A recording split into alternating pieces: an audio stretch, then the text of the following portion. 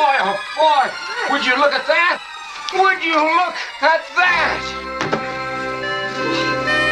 What is it? Well, it's a leg! But what is it? Yeah, well, it's a leg, you know, like in a statue. Statue? Yeah, statue. Yeah, statue. Hello and welcome to another issue of the Headless Hammerhead Guide to Comics and More. Today, as we reach the final stretch of 2023, I felt it appropriate to add another installment to our Power Set series, this time on Plasticity Powers. The stretchiness of Mr. Fantastic, Kamala Khan, and Groot. Also, bouncy characters like Slapstick, and of course, the fancy Crane. So let's get to it! So here's a list of Plasticity Powers, and as you can see, they have a lot of stretchy and bouncy elements, but they can be used in creative ways. So we will be looking at that. Oh no! First on the list is Body Sheet, which is a rank 4 power. It has prerequisites of Flexible Bones 2 and Extended Reach 2. It is a standard or reaction action type, and the trigger for reaction would be the character falls or is the target of an attack. Duration is concentration, and the cost is 15 focus, and that would be each round that the character maintains it. So thematically, this has the character flattening themselves like a sheet and basically becoming like a huge flag that can block attacks. The effect here says character gains health damage reduction 3, but they cannot make attacks. They gain a glide speed equal to double their run speed. So this is assuming that you're going to be using it in this specific way, which is very common for Mr. Fantastic to do. However, this can also work in different ways. For example, a creative way of doing this would be like Green Lantern.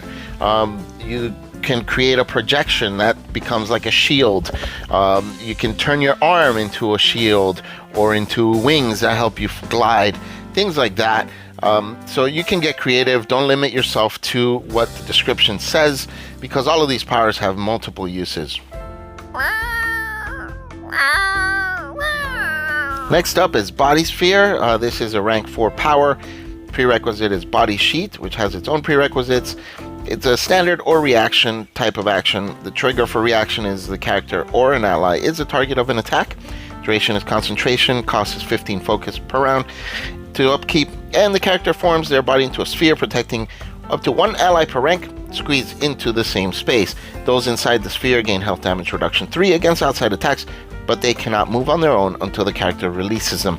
Alternatively, if the character is within the character's reach, the character can make an agility check against the target's agility defense. On a success, the character envelops the attacker, grabbing them. On a fantastic success, the character closes the sphere enough to pin the attacker too. So this is a very powerful power in that it protects not only the allies that you envelop in the sphere, but also yourself, because while you're enveloping them, you don't take damage either from what is implied here.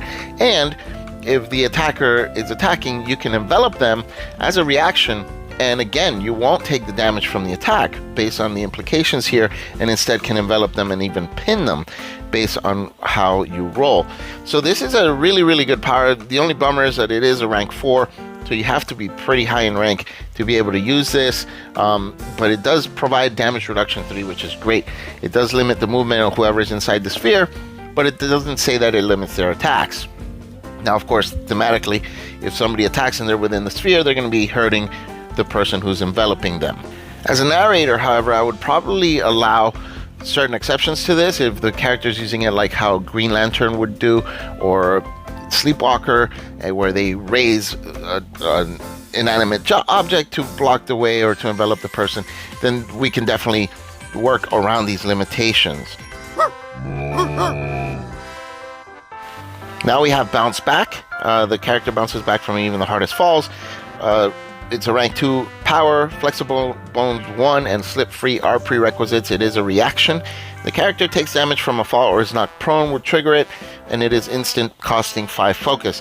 What the effect does, if the fall doesn't damage the character, if they're prone, they stand up. If they'd like, they can also jump a number of spaces up to their run speed. This is a really good power because, again, if you're knocked prone, you instantly get back up, and if you take a fall, you can as well. But the added benefit is that you get this optional jump, because basically it grants you an extra movement on top of it all. And thematically, if you use it not as a bouncy type of power, but you can thematically use it kind of like a teleportation, like Nightcrawler. So if you knock Nightcrawler down to the floor, he can bamf over to behind the person who knocked him down. And that would be a really cool, innovative use for this power that I would allow as a narrator. Next we have Coiling Crush, another great power from the Plasticity set. Its prerequisites, of course, it's a rank 3. Prerequisites: extended reach 1, reverse punch. It is a reaction, and the trigger for the reaction, the character grabs an enemy. Duration is concentration, and 10 focus is the cost for every round that you maintain it. So once you have a character grabbed, you would need to make another melee attack to use this power. On a success, the enemy is then paralyzed. On a fantastic success, the enemy also takes regular damage. During the character's subsequent turns, they can spend their movement action to make a melee check against the enemy's resilience. If this succeeds, they inflict regular health damage. On a fantastic success, they do double damage instead. During the paralyzed enemy's turn, they can make a melee check against the character's melee defense to break free. Several reasons why this is a really, really good power. First, although you have to have the target grabbed already and need to make another melee attack, most powers that paralyze another character require fantastic success to get that paralysis going. This doesn't. It just requires a regular success. In addition, it doesn't limit you as far as your movement. So once you have this person in the Coiling Crush, you can still move.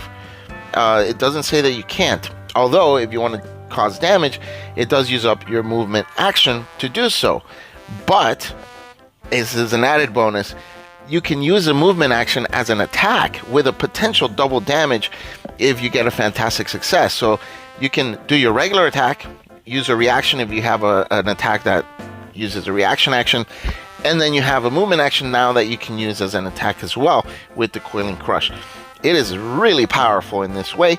And again, it can be used in innovative ways. I keep using Green Lantern as an example, but it is a really great way to use this kind of power as well. Other ways is if you have flexible fingers. I created a character called Sewing Machine Man, and he has fingers that stretch out.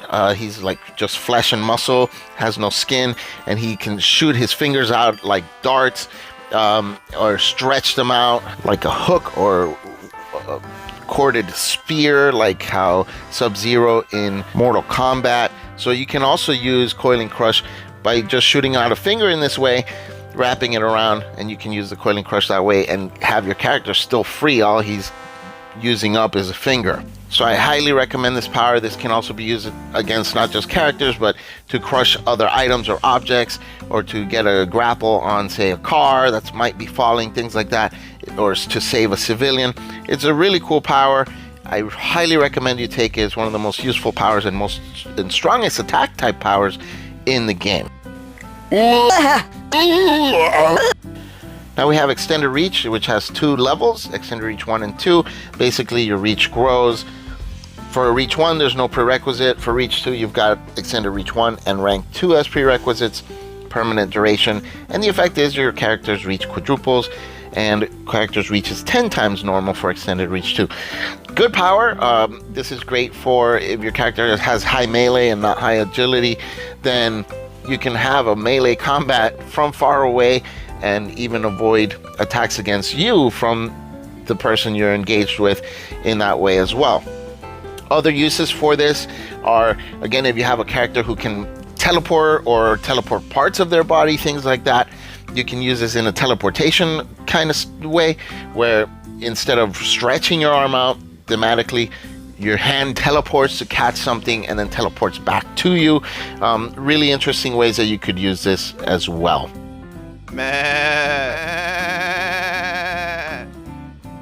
Next we have Flexible Bones 1 and 2. For 1, there's no prerequisites and it's a permanent duration. For Bones 2, you need a Flexible Bones 1 and be a rank 2 as prerequisites. The effect is the character gains health damage reduction 1 and also have an edge on ability checks for contortion and escape for Flexible Bones 1. For Flexible Bones 2, character gains health damage reduction 2. They also have double edge on agility checks for contortion and escape. This has its uses, kind of limited, but you can probably get creative and figure out other ways to use it. It's an okay power. It's not terrible at all, but it's not the best in this list. There's so many more that are just excellent powers in both in combat and during non-combat situations. Flexible fingers is another one that's very specific. To me, this is probably the least helpful power on this entire power set. No prerequisites, permanent duration, and you can turn your fingers and hands into whatever tool you need. Basically, you can pick any lock that requires a physical key. You can also shape your hand to form almost any other kind of simple tool, and that is what makes this not a great power. It has to be a simple tool, so you can't make like a huge axe out of your hands or anything like that. So it's very limited, it's very specific. So if you're in a campaign that's got a lot of places where you need to pick a lock or escape from, then great. Otherwise, not the best power. Then we got Reverse Punch. It has prerequisites of rank 2 and Flexible Bones 1. Standard action, duration is instant, and it costs 5 focus to use. Basically, you make a close attack with an edge on an enemy. If the attack is a success, the enemy takes regular damage. On a fantastic success, the enemy takes double damage and is stunned for 1 round. It's a thematic type of power. However, it does have some pretty good advantages that other powers in other power sets do not have. For a cost of 5 focus is not bad at all for you to gain an edge on your attack, and not only would you get a double damage dealt with a fantastic success, but you can also stun the target for 1 round. So it is not a bad power at all. Very useful in combat instead of doing a regular attack. So yeah, if your character is going to be a melee type of attacker, take this one. Rubberneck. This character can lengthen and twist their neck. Flexible Bones 1 and Extended Reach 1 are the prerequisites, so it's a rank 1 power. It's a permanent duration, and the effect is the character can move their head away from their body up to their reach to establish a line of sight to a target. This is a very good thematic power. It allows you to establish a new line of sight pretty much anywhere, up to your reach. So if you have extended reach, then this allows you to go pretty far. Somebody had asked me in the comments on another video if there was a clairvoyance type of power, and there really isn't, but I gave them a list of other powers that could be used thematically in that way, and this is one of them. It doesn't have to be a stretchy neck. You can use, for example, a mental type of power with true clairvoyance, where you just close your eyes and you can see in another place.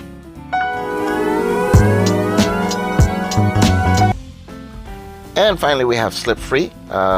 Character is impossible to restrain. Prerequisites none. It is a reaction type of action. The trigger for the reaction is the character is grabbed or pinned. Duration is instant. The effect is the character is not grabbed or pinned. So this is a great power to have at rank 1. If somebody grabs you, is instant. You're free. You don't have to roll or waste a turn trying to break free. You don't have to do anything like that. Also, in non-combat situations, obviously, you can't be held in any way, so you can just slip free. So this is a really, really good power to have, because it prevents the use of many other powers that require a character to be grabbed or pinned, or even restrained in some way. So for a rank 1 power, this is great. And so ends another issue of the Headless Hammerhead Guide to Comics and More. You know the drill. Please like, subscribe, leave a comment, hit the bell, and also don't forget to have a very happy new year.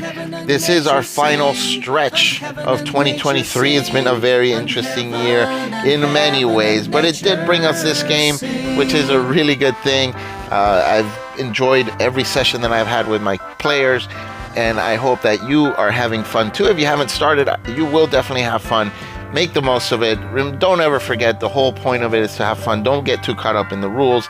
And thank you so much for watching. I hope that you and yours have the best New Year's celebration, safe and happy, and also a great new year coming up for 2024.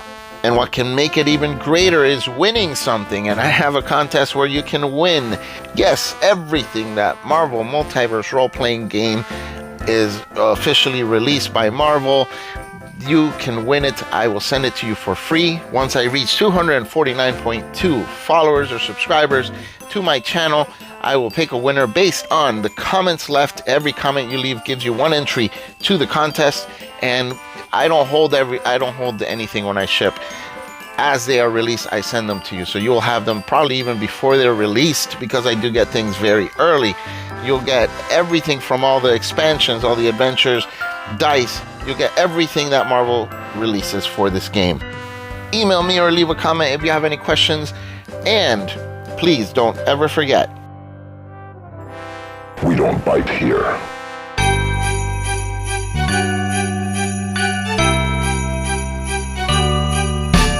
Dashing through the snow in a one-horse open sleigh, all the fields we